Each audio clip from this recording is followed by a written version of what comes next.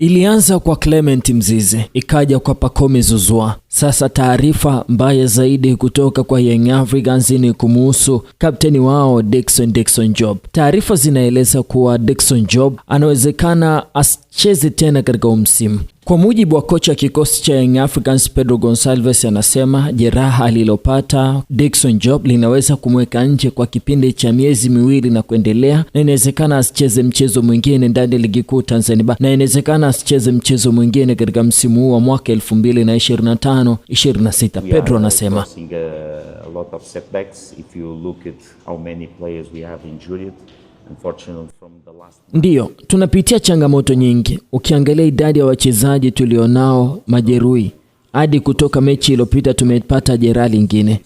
Tunatumaini sio baya sana kama tunavyofia kwa sasa, lakini huenda Job asirudi kucheza msimu huu. Tunaomba isiwe hivyo kama nilivyosema, lakini changamoto nyingine kubwa zaidi. Kwa hiyo tunapitia changamoto nyingi za majeraha ya wachezaji, lakini mwelekeo wetu unabaki ule ule, kushinda changamoto tunazokutana nazo, ukizingatia kiwango chetu cha uchezaji, kuelewa tunachopaswa kufanya na kutambua vizuri mpangilio wa wachezaji wetu, kama wana press au la, namna ya kutafuta nafasi za wazi.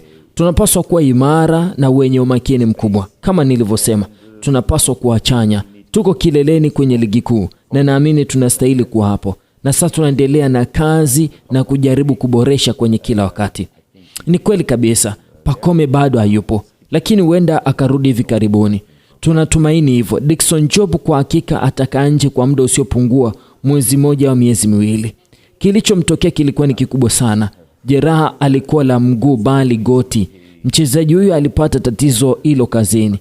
Na pia mchezaji mwingine alikumbana tukio linalofanana na hilo kipindi cha pili, alikuwa Baka. Kwa bahati mbaya, Job atakuwa nje kwa miezi kadhaa.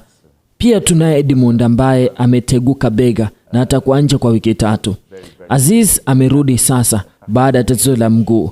Lakini katika mechi za msongamano mkubwa kama hizi, ni hali ya kawaida kuwa na changamoto kama hizo. Kazi yetu sisi ni kumwombea Dickson Job arejee mapema uwanjani, kwani tunamhitaji si tu kwa Young Africans bali taifa kwa ujumla, na ni mmoja kati ya wachezaji waliokuwa wanafanya kazi nzuri. Lakini wewe una sababu ya kukosa kutengeneza fedha nyingi, kwa sababu hivi sasa jumba la mikeka lipo kuhakikisha kwamba wewe unashinda beti zako. Unachotakiwa kufanya ni kubonyeza link niliyokuwekea hapo juu kwenye bio. Hii link itakuleta moja kwa moja kwenye group letu ambalo unapata mikeka kila itwapo leo bure kabisa. Kujiunga ni bure na mikeka ni bure kabisa.